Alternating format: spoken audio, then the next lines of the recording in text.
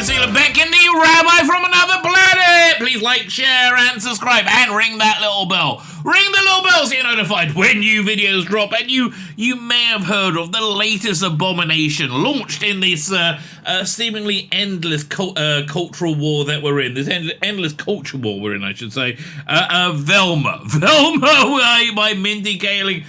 Oh my God, as every bomb lobbed in the culture war, it's unredeemably awful, irredeemably awful. It's terrible.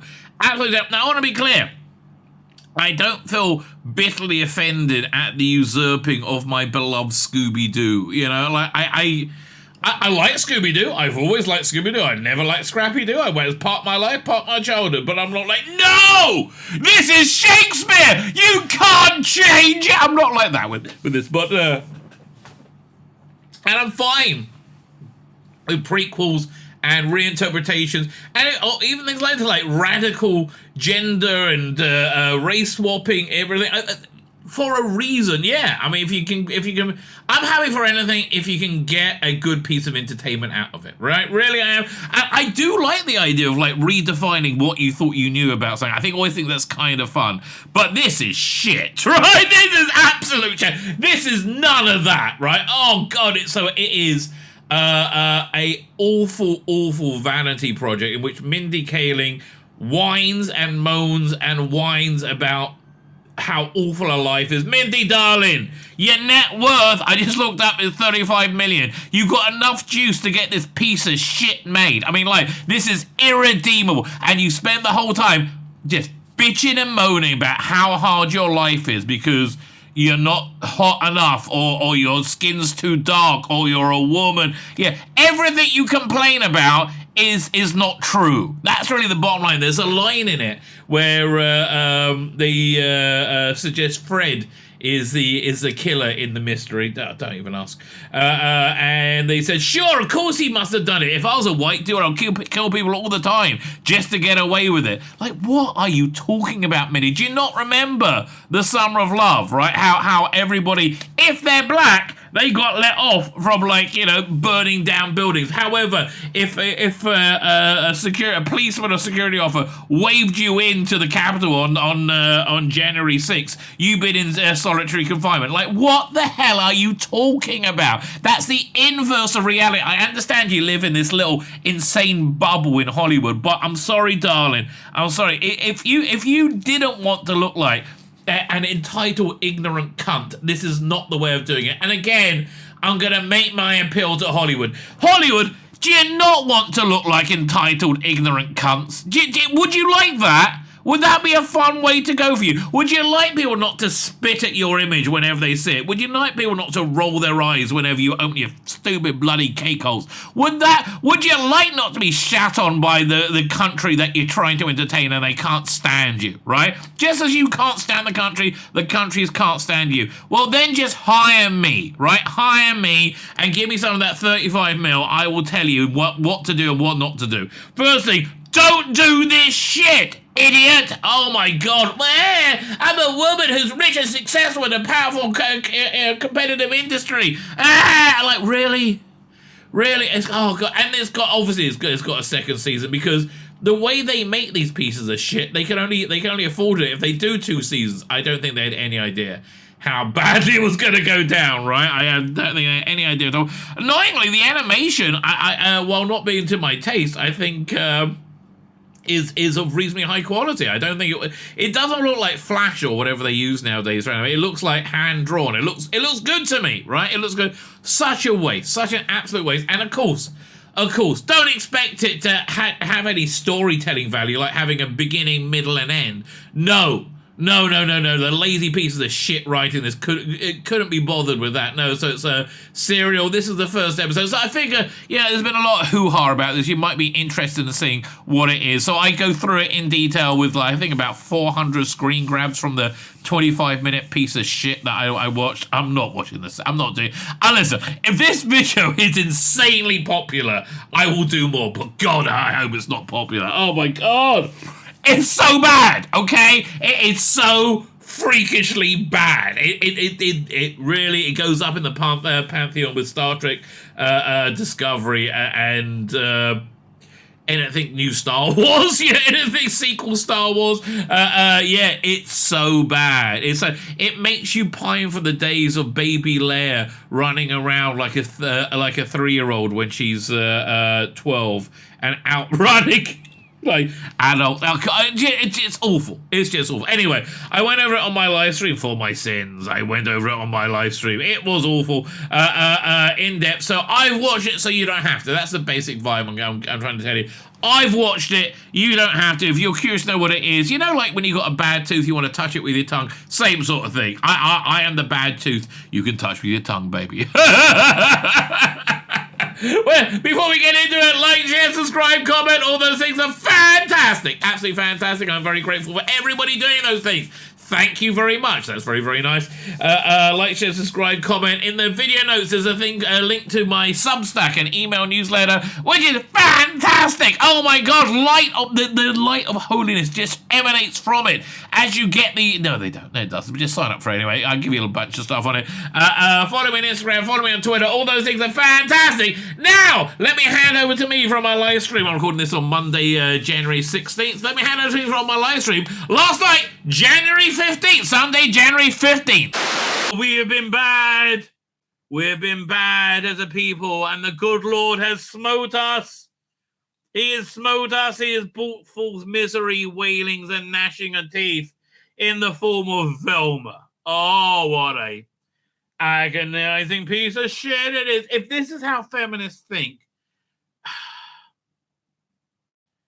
it's like, it's based on insanity. I have to tell you, it's the amazing thing is the big argument against women's rights, right? Women having the vote. Of course, they'll be too emotional and they'll vote against their own good interests. Right? Oh, women can't work this out. And Donald Trump did kind of bring us there, right? It only becomes a thing they don't want to be. So this is just nonsense. I'm sorry, Mindy. It's absolute. It's low quality nonsense. But what it is, I'm not talking about the quality of the script, which is low.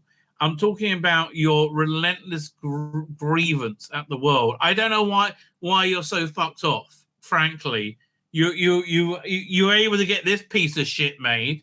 Like, you've got enough juice for that. I don't understand. Like, what's with the chip on your shoulder, right? Which is what this is about, right? I don't understand, right? I don't understand. It's I'm kind of speechless, right? How you can genuinely feel this way here. So let me pull up. I made some notes because they were relentless grievance porn going on and on and on and on. Here, 1 second. Where is this? In drafts. Fine. So it starts off, obviously, we got this very orange sweater. Because that's supposed to be like the definition of Velma. That sweater. One second, where's the thing? And this was only 25 minutes long, and it was agony, right? It was absolute agony. Also, Mirabilis posted a gif from Clockwork Orange of a guy being forced to watch it. It was like that. I didn't do the second episode.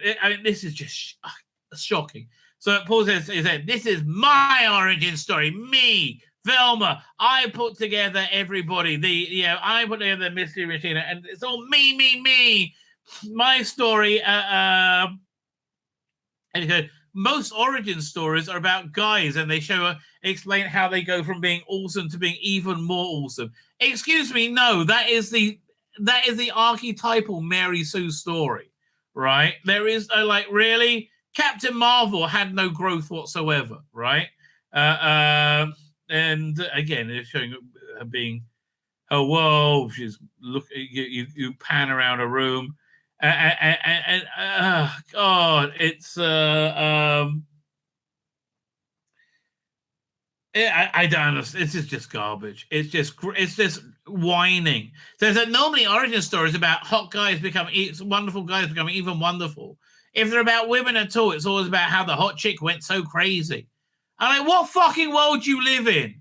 You think that's what that really? No, you're fucking delusional, darling.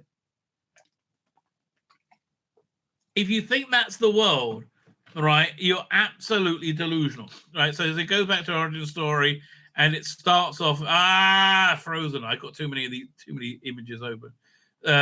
Starts off. There's too many. Was it? It starts off and there. She's basically just whinging, right? And you see how I hate Daphne and her glasses and all this iconic stuff. It's Frozen.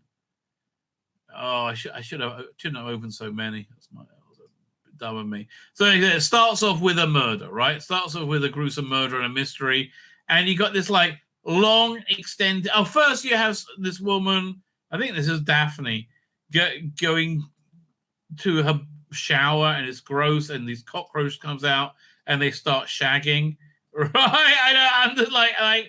I was like, is that supposed to be funny? I don't know. She said, I hate this school. And there's an evil person comes and stamps on the cockroach. And then all the girls are there and they're naked and they're showering. And they're talking about how they have much more sex in pilot episodes. And again, will you stop whining? Right? Will you stop fucking whining? And they fight. Oh, no. What goes on? They fight about it, and somebody slips over, and it gets really heated, and then this person shows up and whacks this person across the room who's apparently Daphne, and she's like, and like, look at her. That is like, I don't understand. I don't understand putting the money into this, right? It's really bizarre. So, and she's like, who are you? Says, how do you feel about colorblind casting? And she goes, well, it's okay when they have white people play Jesus, I guess. So it's got to be totally okay. And she says, I'm Asian. So apparently she's Asian now.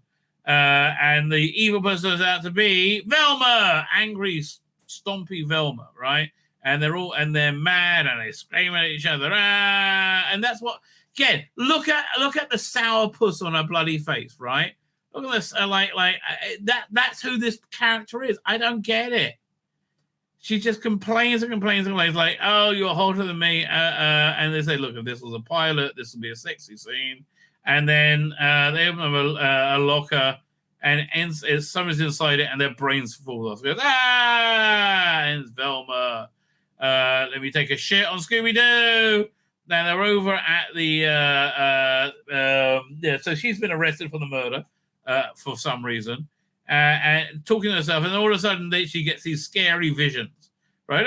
It's not real, it's not real, it's not real. And in walk these two lesbian cops, and she says, there's no God if you're God. It says it's not real, it's not real. I said, what's not real? God, if expecting you two dunces to solve this case, right? So it turns out that this is Daphne's mother. So is she Asian too? I don't know. And they say it's her. They're going to look at her. Right? I don't understand. And don't tell me this is like colorblind casting or race blind casting. This is very racial casting on purpose. And it's nothing to do with, it's not even vague. None of the characters have any connection with the characters in Scooby-Doo. It's like you obviously hate it. Right? I don't understand. Look, this is your attitude. This is Mindy Kaling self-insert, 100%. Oh God, she's awful, right? So it turns out that her mother's been missing for 2 years, and they're supposed to find her, and they won't. And she's like, "Oh, I'm so superior to you." And they say, "I'm going to go." Say, "No, you're not, because you're under arrest for killing this person." They have a file on her. And he said, listen, you have to solve it. He says, look, I don't solve mysteries anymore. He said, but you used to be such friends with Daphne. And I said, well, that's before she got hot and left me with her hot friends, and we're not friends anymore. Okay, it's all about her being hurt and upset and shitty to everybody. He says, "Well, you got to find out, otherwise we're going to charge you tomorrow." Right? And okay, well that's weird.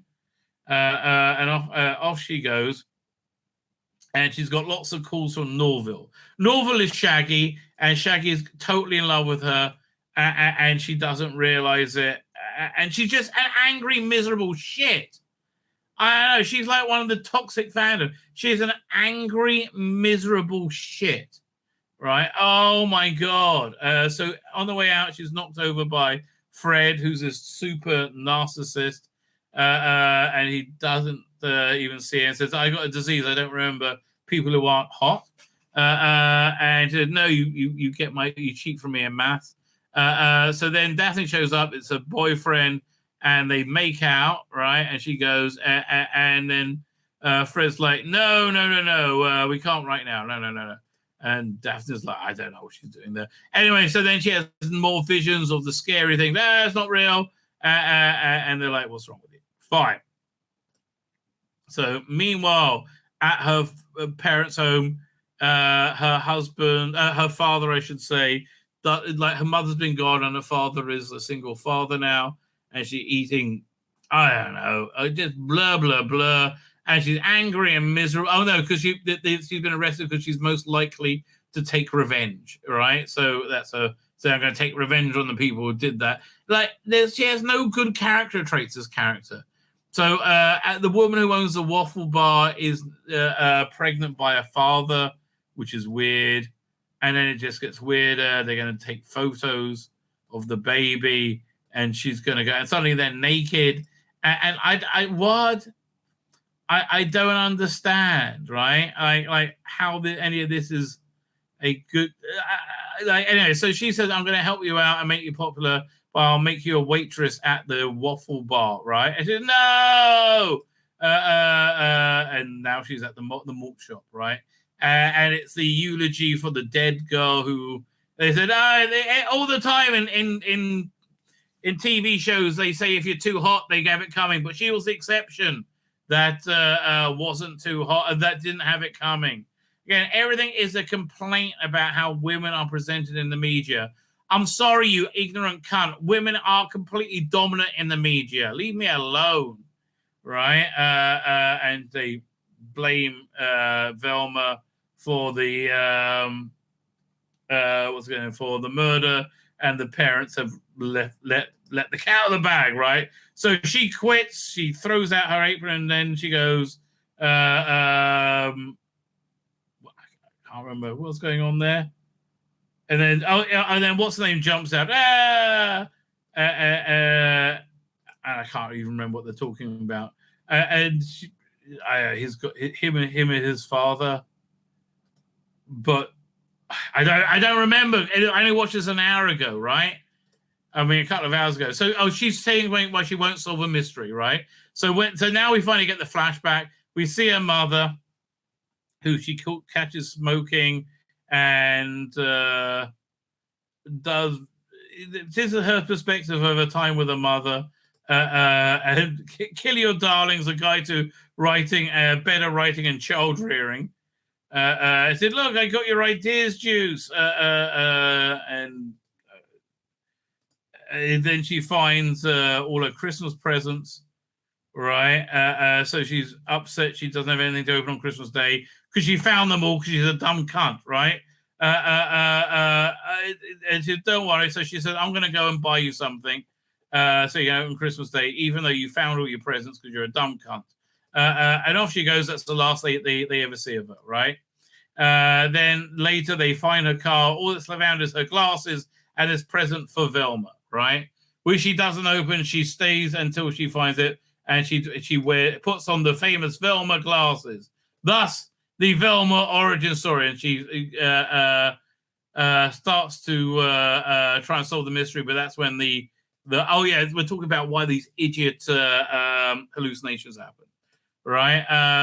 And she was telling him, and he says, okay. And they said, oh my God, somebody might see me talking to you. And he runs away. Okay. And then Shaggy shows up, Norville. Again, I don't know, like, why not do this like the next generation of the Scooby Gang, maybe? Like, this is Velma's daughter. Then it all would have worked. Oh, motherfucker, really? Then it actually would work, right? If this was Velma's daughter looking for a mother who was Velma, right? Then you could do this as Norbert. Yes. Then it all kind of works. Then you can have like the older Mystery Machine, but yes. But no, you're just a vapid, self-obsessed cunt. And that's the only way of describing Mindy Kaling at this point. So Norval says, I'm going to help you solve the mystery because he's desperately in love with her. And he says that she was working for him in the school paper. The person who was killed. She found something out in the bathroom. And so she just got to find the camera to find out what they found. Said, oh, my God, my stepmother has a camera and they can't afford it, right? Oh no.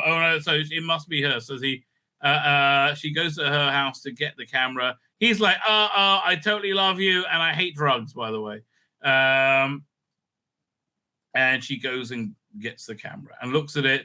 And they just like dressing up babies as vegetables, right? That's basically the big thing. I don't even know. And then she has more visions. No, more vision. And she wakes up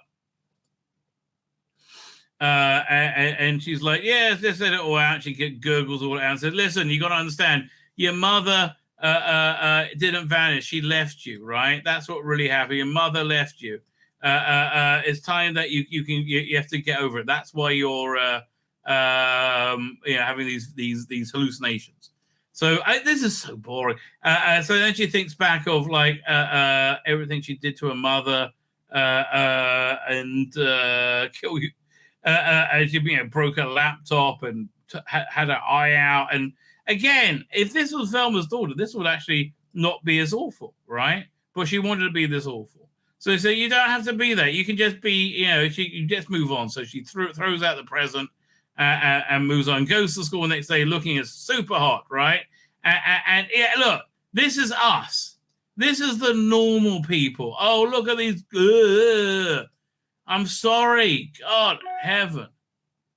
I know. Like, oh, don't objectify me. Oh, any guy who's not gorgeous has to look like a piece of shit. Oh, if something's wrong, it needs to be wrong for everybody. Not just wrong if it happens to you. Oh, this is embarrassing.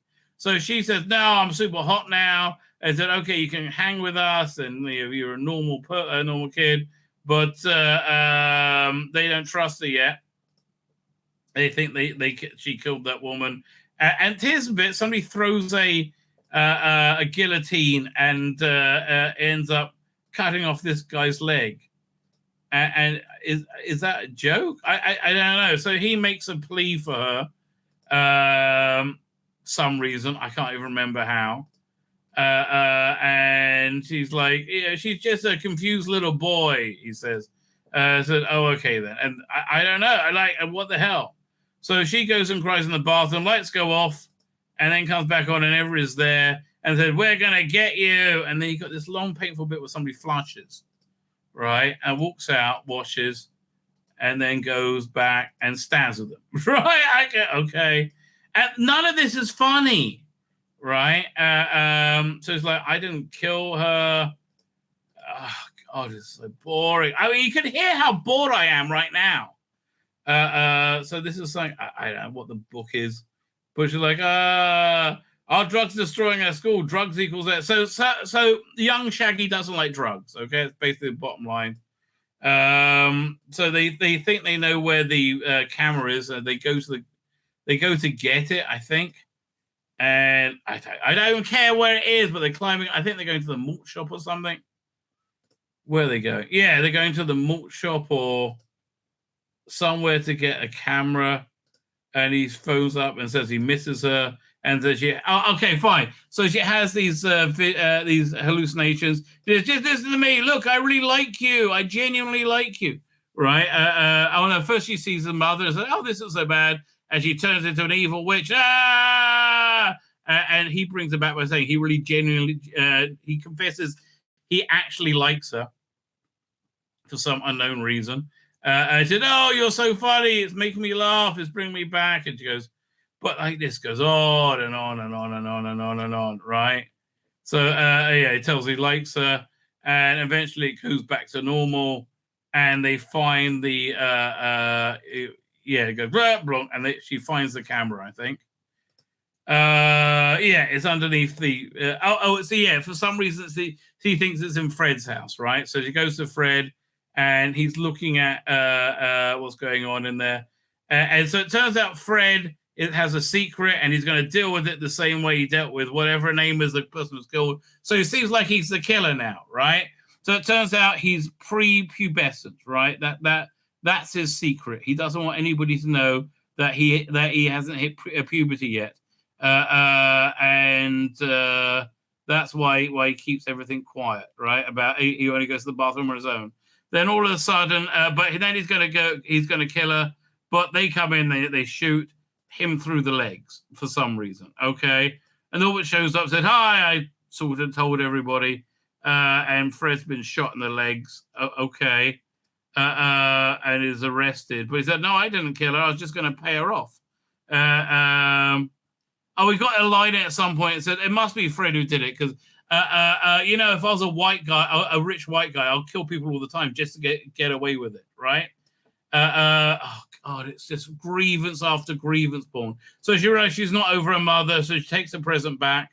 I think if you open it, it will have all the answers for you, right? She realizes her mother must love her. Why? Most miserable, nasty little girl in the world. And then they notice there's cockroaches. What's going on? And then Norbert looks in there and goes, there's another dead person whose brain is cut off, and it's a cliffhanger. Oh, God. Shit story wrapped round grievance porn, right? That's exactly what it is. It's a shit story wrapped around grievance porn. It is genuinely awful, right? My name's Tzvi Lebetkin, the Rabbi from another planet. Please like, share, and subscribe, and ring that little bell. Ring the little bell so you're notified when new videos drop.